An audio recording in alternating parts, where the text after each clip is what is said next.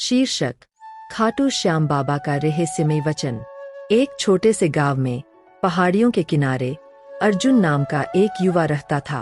उसकी सरलता और दयालुता के लिए वह प्रसिद्ध था, लेकिन गरीबी ने उसे हमेशा सताया। अर्जुन हर रोज ईश्वर से मार्गदर्शन की प्रार्थना करता था। एक रात उसे खाटू श्याम बाबा का सपना आया। बाबा की दिव्य आभा चारों ओर फैली हुई थी।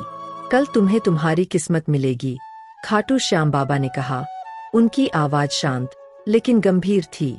लेकिन याद रखना, सब कुछ पाने के लिए तुम्हें कुछ अनमोल त्यागना होगा। अर्जुन नींद से हड़बड़ाकर उठा। यह क्या मतलब था? अगले दिन सुबह वह मंदिर की ओर जा रहा था और उसके मन में विचारों का बवंडर चल रहा था। कुछ अनमोल त्यागना। उसके पास कुछ था ही नहीं, सिवाय अपनी आस्था और परिवार के। क्या हो सकता है जो इनसे ज्यादा अनमोल हो? जैसे ही वह मंदिर के द्वार पर पहुंचा, एक रहस्यमय व्यक्ति उसके सामने प्रकट हुआ। एक बूढ़ा आदमी जिसकी लंबी सफेद दाढ़ी और गहरी आंखें थीं। मैं तुम्हारा इंतजार कर रहा था, बूढ़े ने कहा। उसकी आवाज जैसे हवा में गूंज रही थी। समय आ गया है। अर्जुन चौंक गया। कौन सा समय? आप क्या कह रहे हैं? बूढ़े ने उसे लाल रेशम में लिपटा हुआ एक छोटा सा डिब्बा दिया। इस डिब्बे में तुम्हारी किस्मत है, लेकिन खोलने से पहले याद रखो, जिस पल तुम इसे खोलोगे तुम्हारे जीवन से कुछ प्रिय चीज चली जाएगी। अर्जुन का दिल तेजी से धड़कने लगा। क्या वह इसे खोले? उसने मंदिर की ओर देखा, जहां खाटू श्याम बाबा की मूर्ति खड़ी थी। क्या यह उसकी आस्था की परीक्षा थी या उसकी लालच की? हिम्मत जुटाकर अर्जुन ने धीरे धीरे रेशम को खोला। डिब्बे के अंदर एक साधारण काला पत्थर था, ठंडा और चिकना।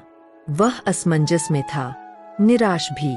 उसने बूढ़े की ओर देखा, लेकिन वह अदृश्य हो चुका था। तभी अर्जुन के शरीर में एक अजीब ऊर्जा दौड़ने लगी। उसके मन में पुरानी यादें आने लगीं। उसकी माँ, बचपन और वो पल जो खुशी से भरे थे। फिर एक आवाज उसके कानों में गूंजी, दुनिया पाने के लिए तुम्हें अपना अतीत छोड़ना होगा।